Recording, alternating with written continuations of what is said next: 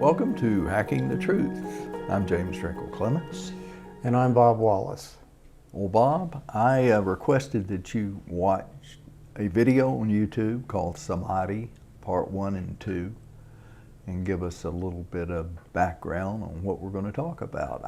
I've kind of called it, in a way, religion versus spirituality. But in that context, truth runs through both of those. And we're going to talk about that today. Yeah, I mean, I haven't thought about the difference between the two, but essentially in spirituality you do something, in religion you sit and watch everybody. That's a good thought. Yeah, you are. Yeah. One of the troubles with what we're going to talk about is that a lot of people will say, that's not me, that doesn't apply to me. I'm perfectly okay, I'm psychologically good and spiritually connected. And while if you've done a lot of inner work, you just might well be. But I tend to have my doubts. You and I both know about a lot of people who think that they have all that, and they don't. They're not even mature as people, let alone mature as spiritual beings. I think a lot of it's got to do with what you identify. And most people, I'll say very high percentage, probably 99%, identify with the body, which is not only the physical body, but their ideas, their feelings, their emotions, and that's who they come to believe that's who they are, and they're not this. And the problem is with that, it's not, because some people talk about constructive illusions. It's good to think this, even if it's not true, it's beneficial for your psyche to believe this. So what's not, in your eyes, I've got my own, but in your eyes, what's the disadvantage of identifying like that? Well, the disadvantage of it is you become crystallized. If we want to talk about religion, religion has become the God, and God has become forgotten. They now worship the religion, the building, the pomp and circumstance, but what really you should be worshiping is God. But that's fallen to the wayside in so many faces. Become crystallized, organized religion is that. If it did not become that, you would not have the misgivings of the church that you have now. And that runs through all religions. Yeah. When I was thinking about this, I remembered a book that you had recommended to me by Vernon Howard. It starts off with a story of a guy going to an island and seeing that everybody was sick on the island. But nobody knew it. And it was because to them, this was a normal state of being, so they weren't sick.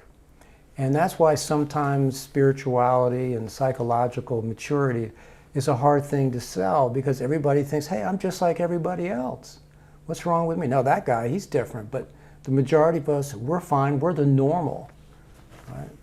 And sometimes it's difficult to convince people that they need to take a second look at that. And also, I think society creates a mindset of scarcity, that we need protection. Now, some people run to religion, but a lot of people run to government. Protect my job, protect the borders, protect me from other countries, protect me. And what happens when the government starts being the overlord? I think that's what we're facing today. Are we going to go so far in that direction of whatever you want to call it, progressivism, socialism, Marxism, but once you go there, you don't come back. Without a collapse and usually something worse forming. Yes. It's one of the oddities of human society is that most revolutions end up with something worse than what they revolted against. Time and time again. Yeah. Look at Venezuela. If people want to know, does socialism work? You have a tremendously oil-rich country. Should be and was one of the top countries in the world, gross national product. Devastated by socialism. Yeah. And if I was a socialist, what I would say, well, Jim, the problem is they're not doing it right. That's not real socialism, what they're doing. And that's what they've been doing for the last 100 or so years, since the Russian Revolution. In fact, it's well known that after the Russian Revolution and Lenin taking over for the 4 or 5 years that he was the head of the country, that the intellectuals thought that this was nirvana, this was the perfect place. And they just completely disregarded all the people that were being killed and their possessions taken from them, all in the name of some progressive ideal. So there's a lot of resistance for people to believe something that ain't so anymore, if they're invested in it, if they identify with it. Well, and we're all victims of identity theft. And the identity theft is we now believe these constructs of the mind as being truth, and they're not. They're just mental images that we've created. I think we're just holograms, and we just make this stuff up as we go, and that becomes what we think we are. We're probably in the Matrix, Bob. You know, just as an aside, one of the odd things about that movie was reality was worse than the Matrix. I mean, they had a tough life in the real world. So the question is, which one do you go? You go for the real reality? And of course, some people said that was also a Matrix, so the rebels would think they had a good place to go. But anyway, you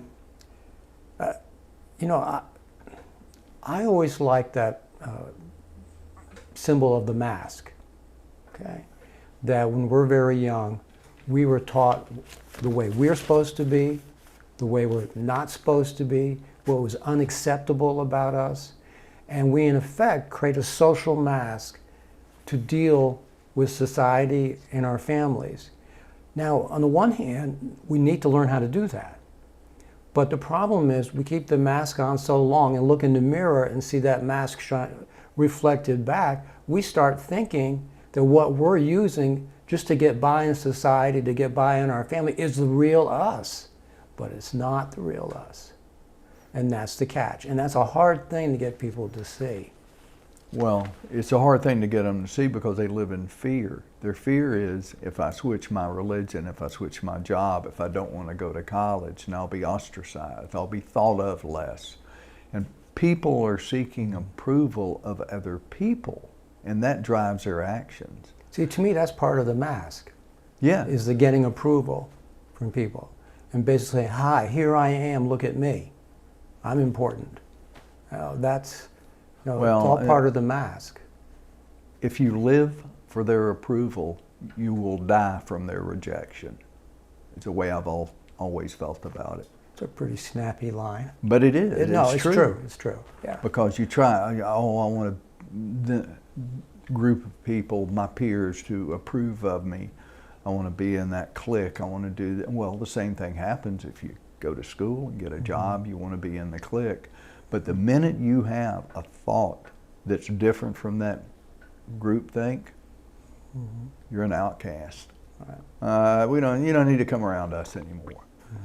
But show that mask doesn't work.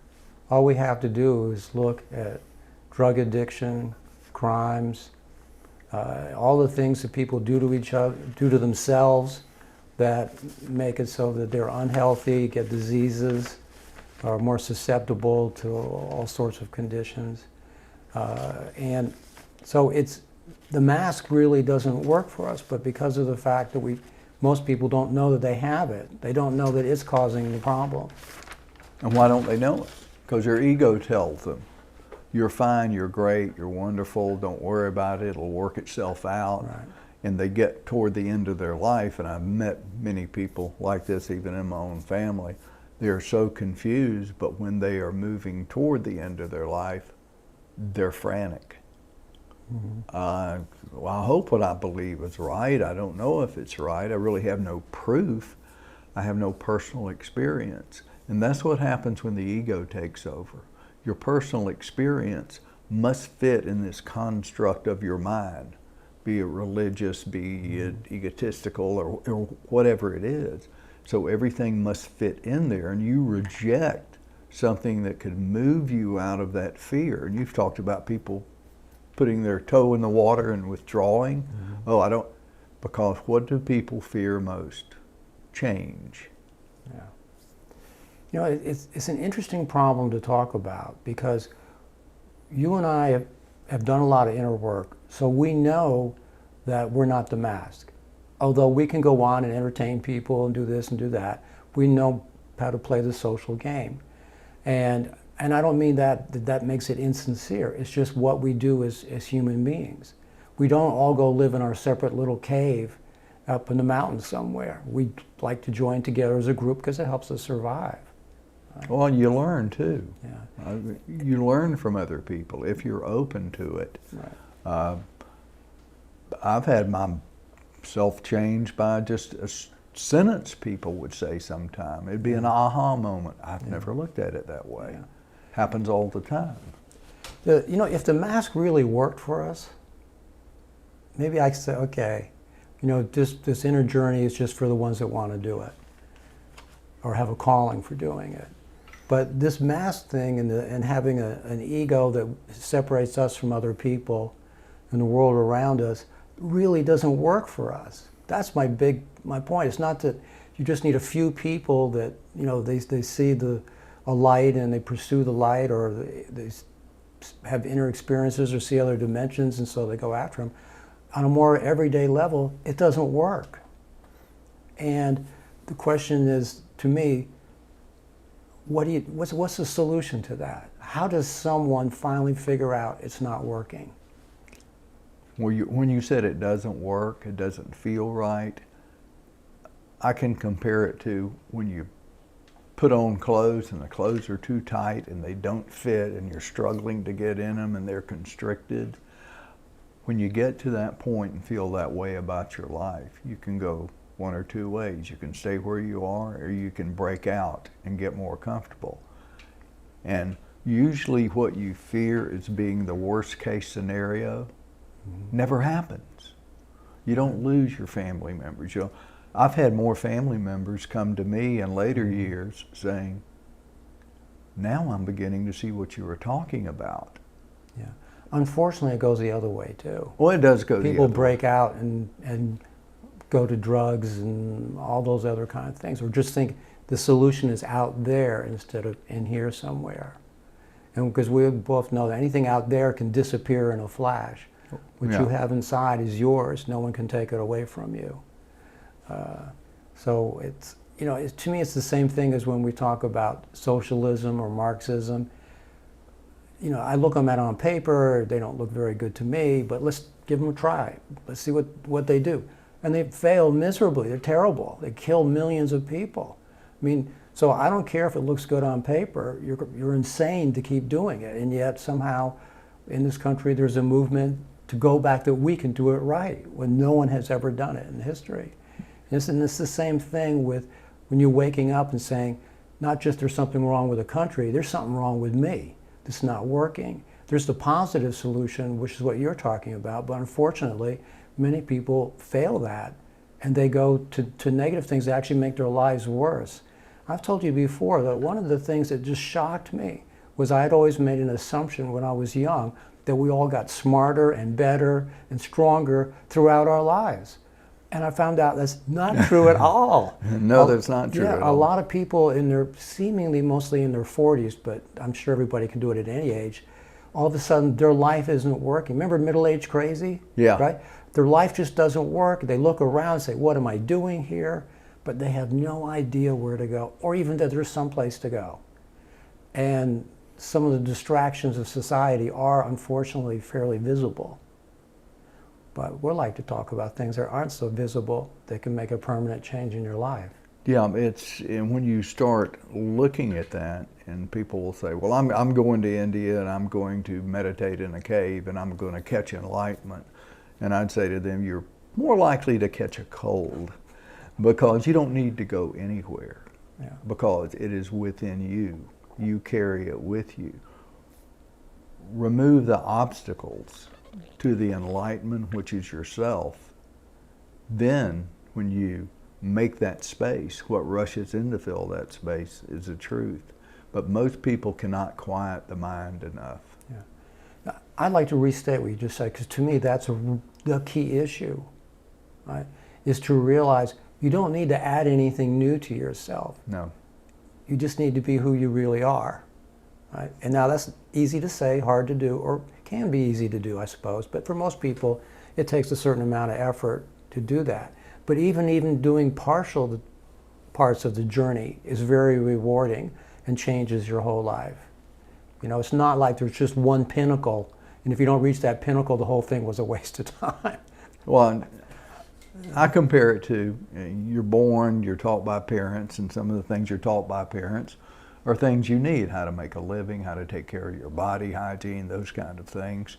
And then you go to school and your teachers tell you this, you're programmed by them, those teachers, you're programmed by society, everybody you come in contact with. You graduate from high school, they hand you the diploma and say, be yourself. How confusing can that be? Yeah. They haven't said, yourself is you. Now, there are people who believe we're God. There's no external force. We're connected to the one, and you need to connect to the one in that state of consciousness, and then you live a life free of fear and of wonderment. How do you feel about that? That's more the ending than the beginning. I like to start at the ending and work Your way backwards. back. I like to start at the beginning and work my way to the end. Okay, well, we'll meet in the middle. Huh? Huh? Yeah. Yeah. The, if you wanted to talk a little bit about what people can do, and this was something that I thought was interesting. You and I have had a discussion. Is the path really spiritual, or is it really psychological? And you know, I've favored the psychological side, and you favored the spiritual side of that. But the truth is, they're intermixed with each other. And you can, I believe you can start with the spiritual and take a look around and say, hey, I got to fix up some of this everyday physical stuff and psychological stuff, right? And likewise, I think as you start taking your attention off yourself and get free of the ego, okay. And sometimes you can do it the other way. And I think sometimes you can even go intermix them and go back and forth. You can have psychological revelations that help free you from a sense of self-importance and make you almost naturally yearn for something greater than yourself and bigger than yourself. Or it'll be nice enough to knock on your door. I've had it knock on the door. Yes. Unfortunately, I couldn't find the keys to open it up, but nonetheless, the door knocked. So, and one of the things, there was a story about mindfulness and where it came from.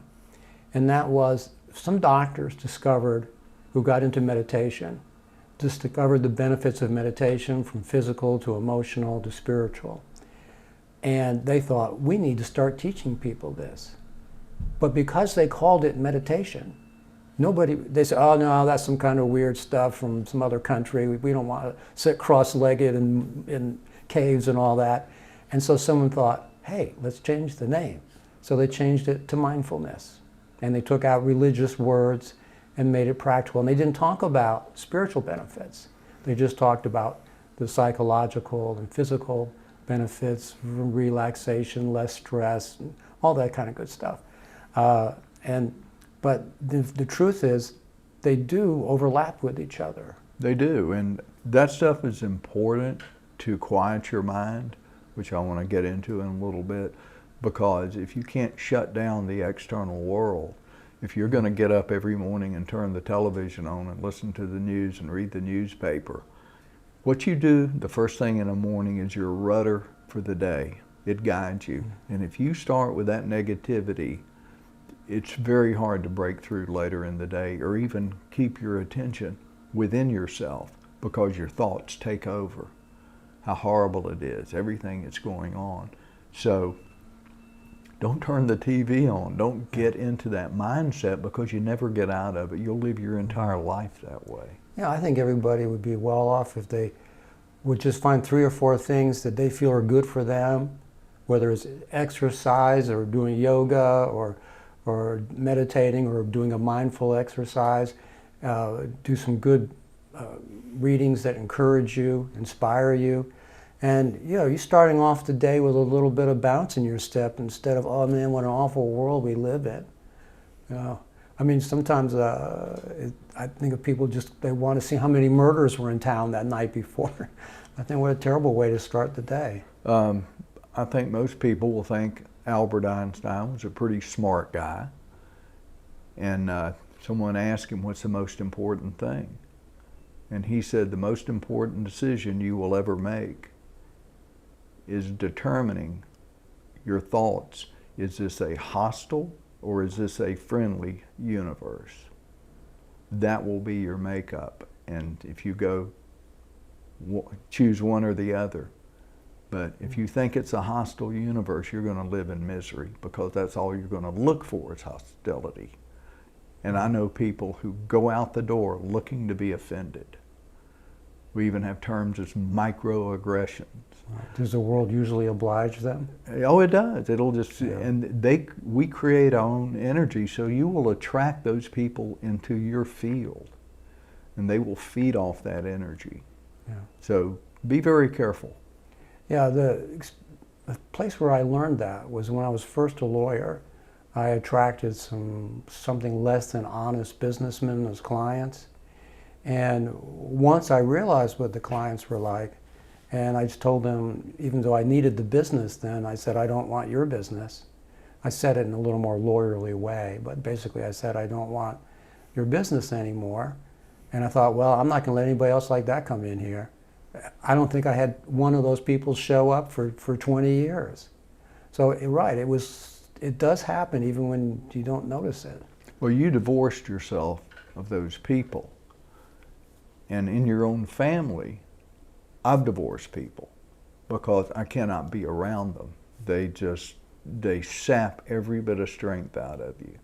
And it's just better to leave them alone. You can be polite, but not engage them. A lot of them I don't even bring into my environment because it's not worth it. I want to get back to the meditation thing. Okay.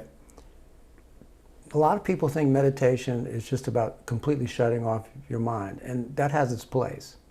But in the beginning, you need to learn to watch your mind. You need to create a space between you and all the thoughts and emotions running around your being. Because once you can separate yourself from them, you can look at them and say, "Phew, man, I can't believe I still am bothered by that." Or you can make a better decision about how you're going to respond to whatever stimulus is out there. So that's, to me, the first thing. Because once you understand that you're not all that stream of thoughts, you're not all that stream of emotion, I think that's a big foot forward on this path of letting go of the ego, letting go of egotism, which is self-importance, and being much more effective in the world, finding a lot more energy to do what you need to do or you want to do. Makes you more able to see what is going on with other people, and so that if it's the right thing to do, you can help them.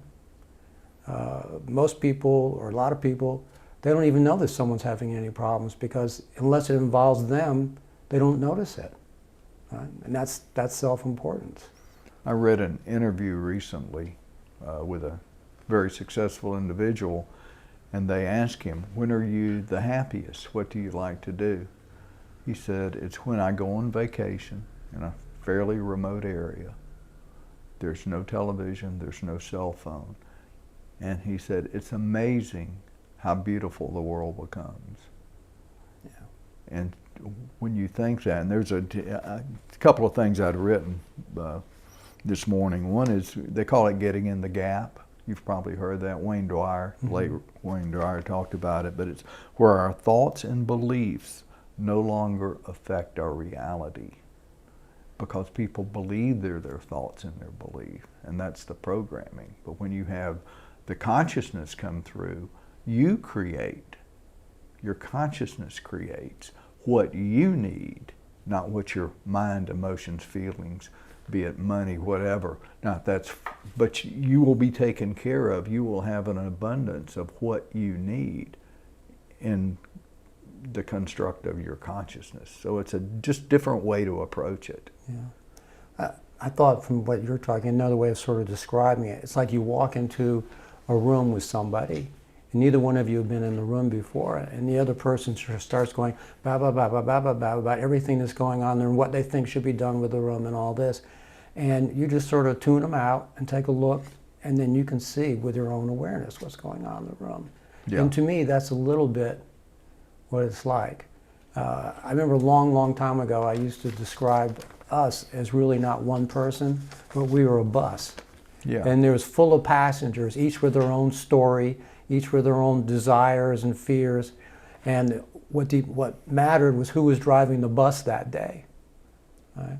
And the job you had to do was become the permanent bus driver. They can make all the noise they want in the back seat, but as long as you're driving the bus, things are going to work out just fine. Yeah, it is, and it's moving beyond that fear. And when you do, and you find out there's a totally different life when you don't live for other people's acceptance. You don't compare. Well, he's got this car, or they have this house, or, you know, all those things are nice, but the attachment to them is the driving force of most of the population, which is aided by advertising, which is people's conversation, and it's that worth of objects and not self-worth. It's that worship of positions and possessions that get us farther and farther away from who we truly are. Right. And that part of us that's aware couldn't care less about this going wrong, or that person having more than us, or someone being lucky putting on a golf course that day. Really doesn't care. It just watches and observes and marvels at the wonder of the universe. Well, Bob, we've talked about a number of things. Let's talk about how do we get to that place we're talking about. You can meditate, you can do different things, not watch a television in the morning, and really stop. Become the observer of yourself and watch what you do. And it affects everything.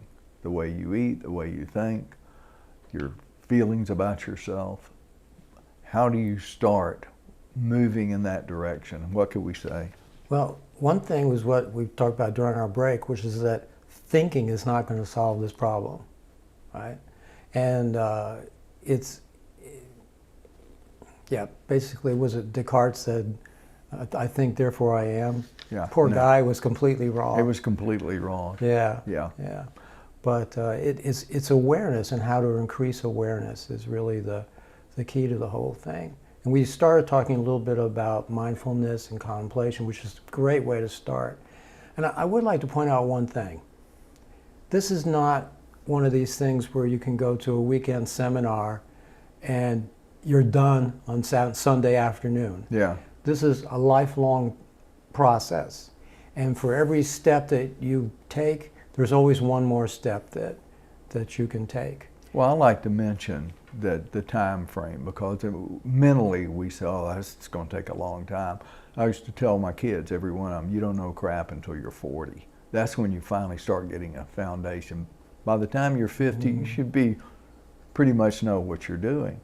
But someone in earnest starting a study like this with the experiences, a good 20 years is what I think is going to be a foundation of really earnestly trying it. Now, you may have a spontaneous experience. It may happen in 2 years, 3 years, 5 years. And I'll talk about that later. Right. But that's the answer to the question is at a higher level than the question.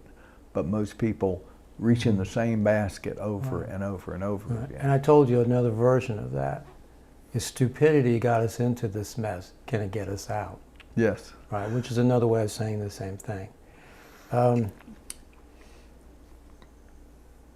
There's two things that have come to my attention that I kind of ignored in my life that I realize are very important. And there's very simple things. It's hesitation and procrastination. Right? Hesitation. How many times do we have a good idea to do something, and then we think, and a thought comes in, well, but, and we don't do it? How many times have we been in a meeting or been with a person and said, I really should say this, but oh, what will they think, and all this? That's the hesitation. A lot. All right? And most people, they don't actually realize what they're doing. They're protecting themselves in their minds anyway from something going wrong. Yeah. What will you think of me if I say that? And the other one is procrastination. I read this really neat little book. It was, I don't know, 100 pages long. It was called The War of Art. And it was Great book. Yeah, it was the story of a writer, Stephen Pressfield, and the struggle he went through to be a professional writer. And by the way, we're going to leave a link so people can get that book. Yeah, I mean, it's really worth reading. And whatever it is that you want to accomplish, you can take every principle he talks about and do it. And he describes it through his own personal struggle. a lot of people think that to be creative, you have to be inspired, to have a muse. Yeah. No, you just show up and start your work. That's what it. he said. And a lot of people, it's very easy to say, well, you know, I did this when I tried to work at home. I get a little tired of doing my law work, and I say, hey, you know, the lawn needs to be mowed. Now that's really important. I need to mow the lawn. But I was procrastinating because I was getting tired of doing my law problems. And of course my solution was I had to leave home, get an office with nothing else to do but law problems. And that's the way I did it. But procrastination and hesitation are two things that most people are derailed by. An example would be you have that spiritual experience, and then what happened? Nothing happens. You think, man, once you have that experience, you're on the road. You're knocking on the inner door. But sometimes it just happens and nothing else happens. Right? And you can't let that discourage you, make you feel, well, you know, I don't know if I should do this anymore. Maybe that was just my imagination. Maybe it never really happened. You talk yourself out of it. Yeah, you talk yourself out of it. Your heart Right. knows it happened, Right. and your mind says, no, it doesn't. Right. And what you're talking about, I've worked from the end back. Mm-hmm. But I was thinking the other day when we were talking about doing this show, how could I put it in common language? I'd say you need 3 doses of vitamin D. And the first vitamin D is desire. You must have a real desire to do something, and not just some imagining thing. Like, I'm never going to play in the NBA. You know, those things are not going to happen. But if you have the desire, so what goes along with that? Action. That's your drive. You must really want to do it. And the third thing, which is extremely important, is discipline. You must discipline yourself. And if you do those 3 things, you can accomplish so much. Yeah. I have another suggestion to add to that. Okay. And that is that a lot of people think about the benefits of being an NBA player. The girls, the money, the cars, the 30,000 square foot house. But they're in love with that. But they're not in love with the process of getting there. Yes. And that's one of the really important things is you have to love the journey. You have to love what you have to do to get there, right? And like you said, you can't be discouraged when things aren't really working right. And you have to be aware of your discouragement. Again, if you don't develop the mindfulness to see that something in your head is saying, oh, why bother doing this? And a really good example is the morning. When you're talking about starting your day off right, sometimes things will try to get in your way. You get up a little bit late. You say, I don't have time to contemplate this morning before I go to work. That's the road to perdition, as they said in the movie. Yes. Right? You need to do them no matter what, right? And he basically almost says the house is burning down. You keep working. You know, I know that's an exaggeration, but basically that's what he was saying. Yeah. So that's why I really recommend that book. And I had a friend of mine that was trying to be a writer, or is trying to be a writer. And I gave her the book and to try to encourage her to do it because she was procrastinating. You know? She would like start and then a little thing would go wrong and would completely take her attention away. So you need to be a professional, you need to do your work. And I decided it was similar to a warrior archetype. You know, there's a lot of similarities between a warrior and a professional who does their work. So on the psychological side, those are things to develop. Well, what you say about the NBA player applies to everyone who can only think about if I make X number of dollars, I will be happy. And then when you get there, well, that's not enough. Well, how much is enough? Mm-hmm. How many homes, how many cars, how many possessions? I'm trying to get rid of possessions. If you walk around the house, you need anything, take it. Because everything you own owns you. Yeah. Well, that's funny you say that because I can use that in the other way is that there are people, they make $1 million, they make $2 million. Everybody says, well, why don't they just get a boat and cruise the Caribbean? And the answer is they love the process of starting businesses, meeting new people, creating new products. That's their joy in life. They love the process. And guess what? They're successful. Now, do some of these guys have failures? Sure. Sure, a lot. Yeah. I mean, I remember one time reading about the first Rockefeller, who was, in his day, was the richest person practically in the world. And he had multiple failures. He was a millionaire in his 20s and was bankrupt in the late 20s. Didn't stop him at all. He had the drive. He loved the process of building companies.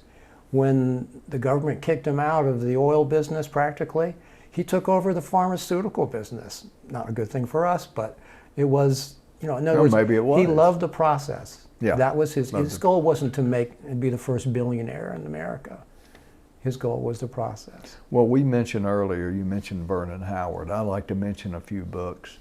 At the same time of saying you don't need to put any stuff in, you need to get rid of stuff. This may help you get rid of stuff because you have to look at different examples and angles to approach it because it's so much ingrained in your ego and your personality. It's not an easy thing to do. And that's what you say, any process. Right, and hey, take advantage of other people's hard work. Yes. You don't have to reinvent the whole wheel by yourself. Well, they say a smart person learns from their mistakes. A wise person learns from other people's mistakes. So don't argue with a tornado is the way I like to put it. One of the books is Be As You Are by Ramana Maharishi, and also Teaching of Self-Realization about Ramana Maharishi by Robert Wolfe. Those are two books, and we'll put up links to those and pop them up on the screen. At 17, he had a spontaneous, enlightened experience. And the reason I like to point him out, and another fellow I will mention, they lived into 80 and 1981. So this is the true teachings and readings of these mystics, not someone that you're just guessing about that somebody wrote about. And really translates, I think, well into what we're talking about. You must create space and stillness within yourself. Remove those obstacles to have that experience. And they're YouTube videos. And I just be a picture of Ramana Maharishi, and I'll just turn it on and listen to it during the day. And another individual is Sri Asaranagatha, and we'll put one of his books right down in the description. And virtually he had that spontaneous experience also. And that, to me, when you can read something by someone who's lived it and has lived it in modern times and it's been translated, really means a lot to me, really struck a chord with me. But I just highly suggest those. And I'll read a few quotes and let's see if we can talk about those. To realize the self is to be still. I mean, that's really, to me, and that was Ramana Maharishi. Psalm 46:10, be still and know that I am God. And one of my favorites by Saranagatha, which is, took me a while to learn how to say that, said, wisdom is knowing I am nothing. Love is knowing I am everything. And between the two, my life moves. And that's really, how do you get between the two? Well, that's the resolution of opposites. Yes. Right. In that same, the two videos you wanted me to watch. Yeah. Well, we should mention those. We've been talking about Samadhi, Part 1 in 2017, and Samadhi, Part 2, 2018. The saying that I thought was very clever was wordplay, but also pretty enlightening, especially for all the people out there that are into victim consciousness. And it was, you are not in prison. You are the prison. Yes. Yeah, I thought that was a powerful statement, and I sense the inherent truth of that. And that's one of the things that we probably forget sometimes, and that is that there's a lot of nonsense out there. And one of the things you develop is the ability to say, there's truth in that. I may not fully understand it, but I know there's something there that's true. And I'm going to learn about that and use that. And there's other things that just ring hollow. You know, someone just made that up. And talking about the fact that those men wrote that material, one of the very odd things throughout history is that the most famous people who started religions, like Buddha and Jesus Christ, never wrote a thing. No. And so, and many times what was written down wasn't at the same, they didn't take notes at the meeting or when they gave a talk. It was written down decades later, and sometimes even more than that. So how true can that be? It may be skirting the truth somewhat. Right. Well, the Christian religion was started by Constantine, the emperor, but they left out 45 books of the Bible. Now, what are those 45 books? What do they contain? Well, I don't know if you should say it quite that way. There were a lot of books, and they had a Council of Nicaea. I think that's how you say that. And they had to decide which of these would go into the Bible. There's the Gospel of Thomas that's gotten a lot of press. Supposedly there's one from Mother Mary that allegedly she wrote, who knows. But the Bible is a compilation where I think, just give them credit, everybody was trying to do the best they could when they were writing it and when they made the compilation of the Bible. But the truth is, it was not out of their experience. It was them trying to understand someone that they had never even met. You know, and I'll give them all the credit in the world for trying to do the best job in the world, but it's still a work of man, maybe inspired by God, but it's still a work of man. It's still a work of man, and it comes through that filter. Right, and it's also subject to the limitations of our languages. You know, so. Bob, we've talked about how to pursue a goal of basically self-realization, leading to God realization, leading to pure consciousness, I guess you would say. How do we begin to break down the resistance? In simple terms, is it that start in the morning? Is it being still and just being the observer, or is it all those things? Yeah, I like that explanation that was given to someone that was in the nutrition field. And someone in the audience said, well, should I eat this or should I eat that? What's going to be the best for me? And the person said, it's not the one thing you do, it's the 100 things you do. And that really hit home with me, that that's true. A lot of times it's not one big decision you make that changes your life, it's the 100 little ones. You know, I think it's that 100th monkey thing.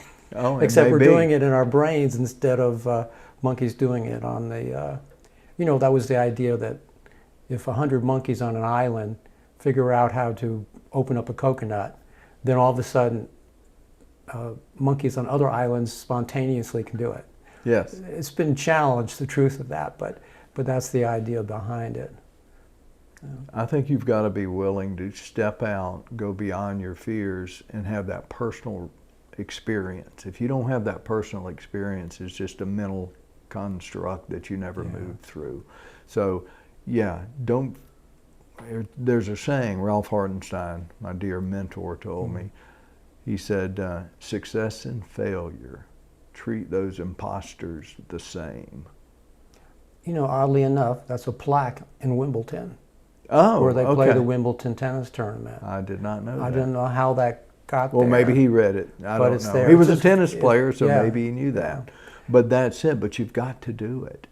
The old joke about me, Jim, you've had 50 jobs. Well, I found out 49 I didn't like. Right. It was just it. I think Edison has another one. You've done 1,000 experiments that didn't work. And he said, well, I found 1,000 ways I don't have to think about it again. Sure. Yeah, that worked. One of the things that fits in here is the moon in the finger. Okay. Okay, which I believe comes from Zen Buddhism, right? And what the teacher says is when I point at the moon, what's important is not my finger, it's the moon. Once you see the moon, you don't need the finger. And the finger is the mental teachings and all the rest. He's trying to use those teachings not as an end in themselves, but to point to something that he wants the person to see and experience. I believe that. Yeah. But we got to move to that point. Yeah. And I hope you do. Check out the books below, and good luck on your journey. I'm James Trinkle Clements. I'm Bob Wallace. Take care.